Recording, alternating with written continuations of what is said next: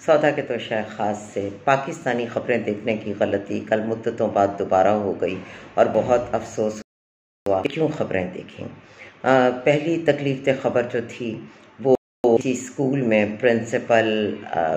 का टीचर्स के साथ रवैया और उनकी कुछ गलत एक्टिविटीज़ में इंडल्ज होना था।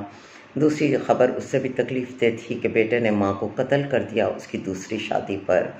मसला हमारे यहाँ पर सारा दीन इस्लाम सिर्फ मर्द की दूसरी तीसरी चौथी शादी पर है। हमने तो कभी नहीं सुना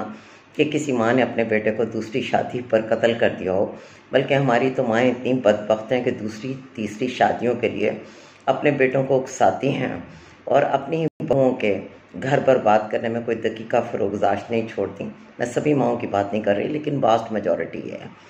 तो जब किसी माँ ने आज तक अपने बेटे को दूसरी शादी पर 10-20 अफेयर्स पर कत्ल नहीं किया, तो क्यों, क्या माँ के जज्बात नहीं, और क्या माँ की दूसरी शादी करना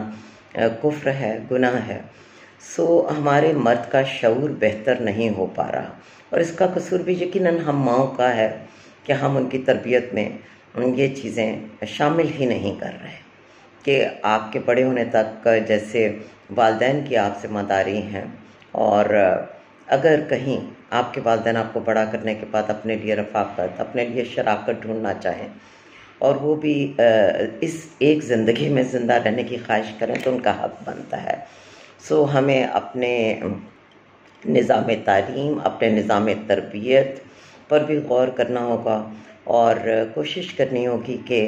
हम ये मान सकें कि किसी इंसान से हमारा रिश्ता कुछ भी क्यों ना हो,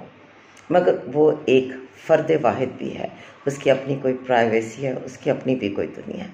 और इसकी हमें हमेशा रिस्पेक्ट करनी चाहिए।